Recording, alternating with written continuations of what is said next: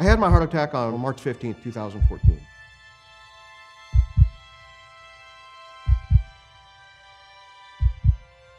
In the early morning hours of Friday morning, we had a house fire.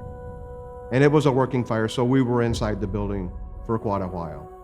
Fast forward a little bit over 24 hours later, we ran in a 5K in Cottleville, Missouri. Shortly before the finish line, the end was in sight. Last thing I knew, I was running down the street. Next thing I look up, all I see is lights. And that was when they told me I had a heart attack, that I had gone into cardiac arrest. I was very close to the firehouse, and apparently I was even closer to a first aid tent. So they were able to start CPR right away. I got defibrillated with they brought an AED. So between those two measures, my heart did start back on its own. The heart attack I had is known as an LAD. Typically it's called a widowmaker because it's not often survived.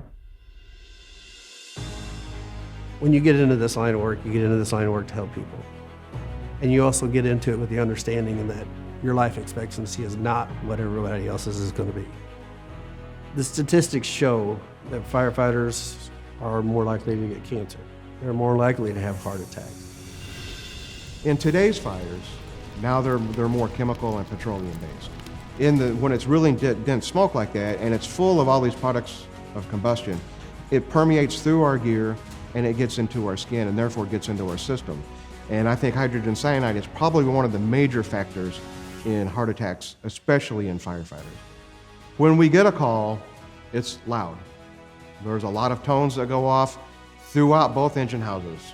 They startle you awake. We get these all night long.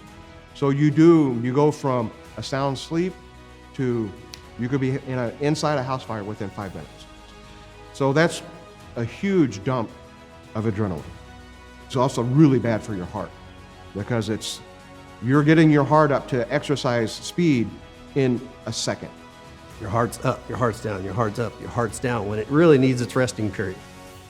Joel being able to be back on duty, just an amazing thing, when you consider that, he was clinically dead.